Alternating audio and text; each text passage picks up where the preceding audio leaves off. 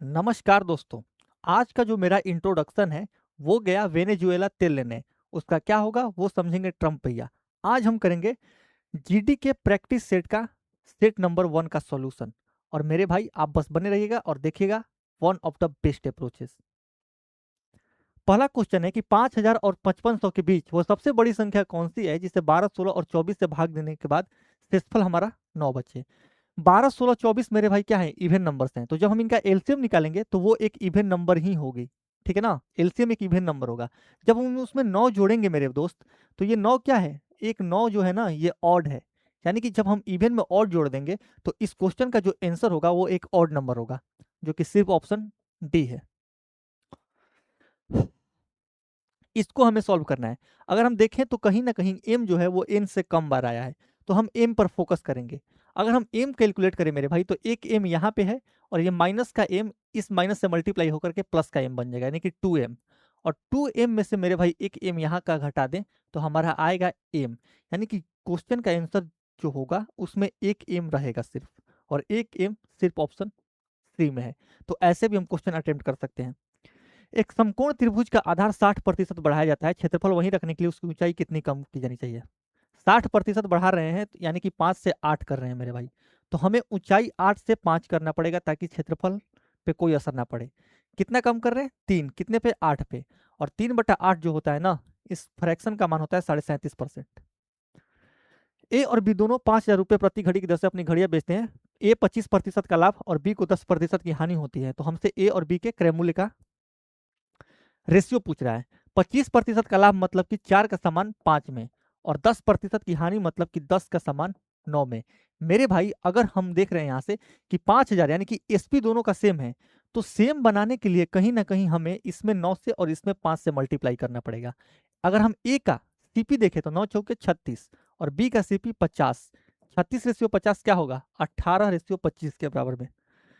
इसका हमें चौथा अनुपात निकालना है। चौथा अनुपात हम जब निकालेंगे तो चुपचाप आप बी को जीरो कीजिए। बी जीरो कीजिएगा तो ये जीरो और ये भी जीरो, दोनों को मल्टीप्लाई कीजिएगा तो ए स्क्वायर गुने ए स्क्वायर ए4।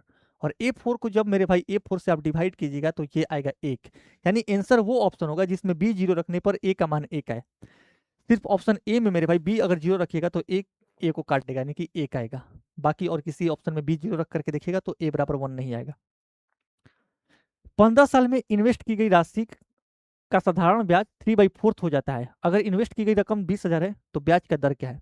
3/4 मतलब 75%। मेरे भाई 75% अगर 15 साल में हो रहा है तो एक साल में कितने का ब्याज मिलेगा, 5% का। यानी ब्याज का दर जो होगा, सॉरी, वो होगा 5% ना कि 4%। एक नया ठोस घन बनाने के लिए 4096 सेंटीमीटर क्यूब आयतन वाले 3 घनों को एक सिरे से दूसरे सिरे तक जोड़ा जाता है। नए ठोस का पृष्ठीय क्षेत्रफल देखो। आयतन क्या होता है घन का, ए क्यू।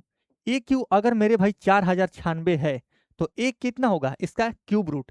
4096 का क्यूब रूट होता है मेरे भाई 16। जब हम 3 घन को, जिसका साइड 16 सेंटीमीटर, 3 घन को मेरे भाई सटाएंगे तो देखो, एक यहाँ पे फेस, एक इसका फेस और एक इसका फेस जब सटाएंगे तो यहाँ पे 2 फेस का लॉस होगा, ठीक है ना। और यहाँ भी 2 फेस का लॉस होगा। यानी कि जब हम 3 घन का पृष्ठीय क्षेत्रफल निकालेंगे तो वो कितना होता है, 18 a² होगा। ठीक है ना, 6 a² गुने 3। और 2 फेस यहाँ से खत्म, 2 फेस यहाँ से खत्म, यानी कि 2 फेस का एरिया यानी कि 4 a² हमारा यहाँ से खत्म। मेरे भाई 2 फेस का यहाँ से और 2 फेस का यहाँ से, यानी कि आएगा कितना, 14 a²। ए कितना है, 16। 16 का स्क्वायर करेंगे तो यूनिट डिजिट पे मेरे भाई 6 आएगा, और जब 6 को हम 4 से मल्टीप्लाई करेंगे तो जो भी आंसर होगा उसके यूनिट डिजिट पे 4 आएगा, जो कि सिर्फ ऑप्शन बी में है। एक छोटा कुआं 1.25 दिनों में पूरी तरह से भूजल से भर जाता है। अकेले 2.5 दिनों में पानी को पूरी तरह से बाहर निकालने के लिए कुएं से एक मोटर पाइप जुड़ा हुआ है। यदि भूजल 20 घंटे तक कुएं को भरता है मेरे भाई, तो उसके बाद मोटर पाइप भी खोल दिया जाता है। तो मोटर पाइप खोलने के समय से कुआं कितने दिनों में भर जाएगा। ठीक है ना, देखो, एक ये भूजल है और ये एक मोटर पाइप है मेरे भाई। अगर हम 1.25 दिनों को अगर घंटे में बदलें तो कितना होगा, 24 घंटा यहाँ, और 0.25 मतलब 1/4, यानी कि 24/4 6 घंटा। यानी कि ये जो है ना, ये 30 घंटे में पूरी तरीके से भर देगा। और ये 60 घंटे, देखो इसका डबल है, यानी कि 60 घंटे में ये क्या करेगा, पूरी तरीके से खाली कर देगा। तो अगर हम इनका इफिशियंसी देखें मेरे भाई तो इसका 2 और इसका -1।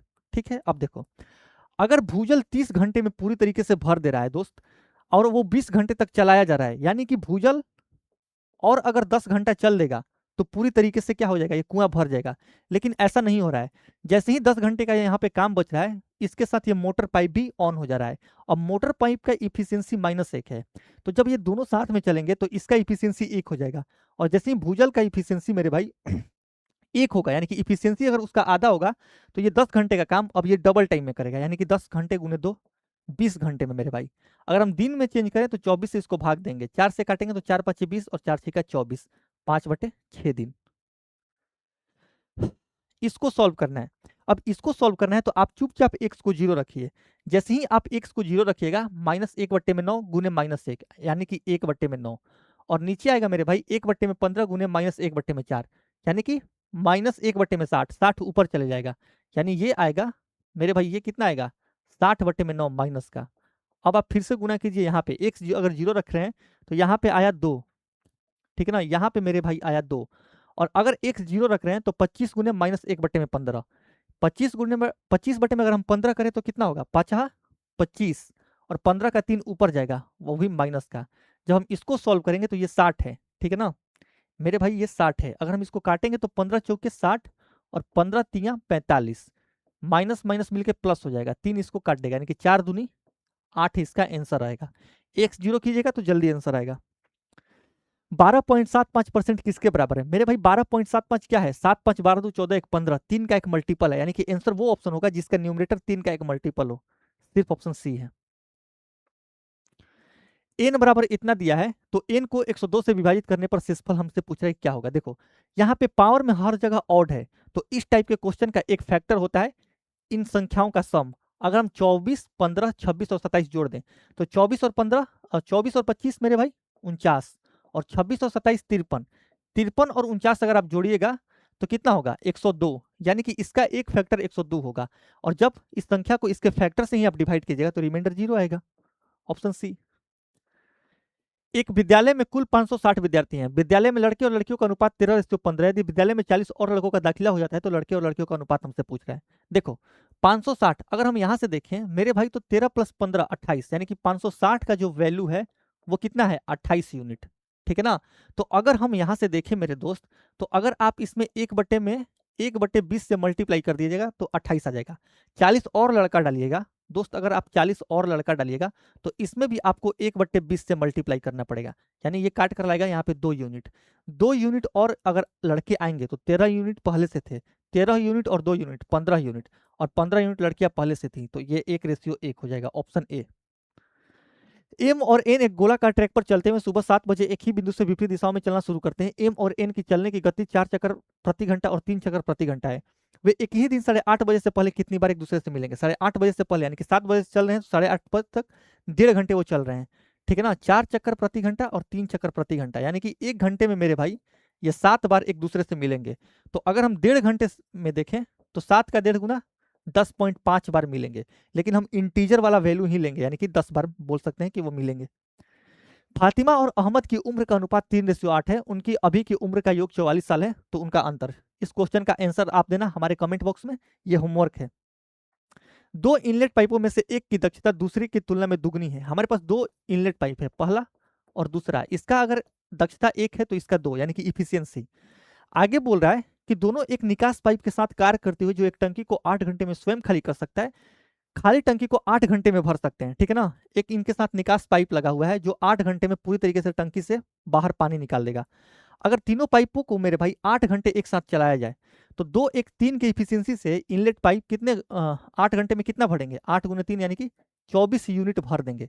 लेकिन मेरे भाई 8 घंटे में अगर निकास पाइप खाली कर दे रहा है तो ये अगर इनके साथ एक बार चल रहा है, 8 घंटे चल रहा है, तो 8 घंटे में ये एक बार खाली कर दिया होगा, यानी कि ये जो 24 भर रहे हैं ये 24 दो टंकी को भर रहे हैं, यानी कि जो 24 है ये 2 टंकी का इफिशियंसी है, यानी कि एक टंकी का इफिशियंसी 12 यूनिट ही है। हमसे पूछ रहा है कि कम दक्षता वाला इनलेट पाइप कितने देर में बढ़ेगा, यानी कि एक की इफिशियंसी वाला कितने में मेरे भाई 12 घंटे में, ऑप्शन सी।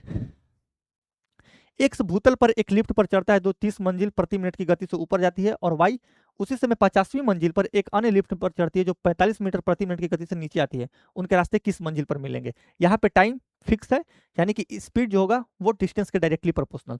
स्पीड कितना है 30:45। अगर हम इनको काट दें तो 15 दूनी 30, 15 तियाँ 45। 5 यूनिट का मान कितना है 50, यानी कि 10 गुना। तो 2 यूनिट का 10 गुना अगर हम कर दें तो 20वीं मंजिल पर वो मिल जाएंगे, यानी कि ऑप्शन डी।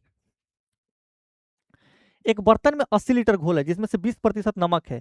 यदि 16 लीटर घोल निकालकर उसके जगह पर शुद्ध पानी डाल दिया जाए तो नए घोल में नमक का प्रतिशत। देखो, नमक का जो कॉन्सेंट्रेशन होगा वो तो सेम ही होगा, यानी कि अगर हम देखें यहाँ से 80 लीटर पहले था, और अगर हम इसमें से निकाल रहे हैं मेरे भाई 16 लीटर, तो ये कितना होगा 64 लीटर।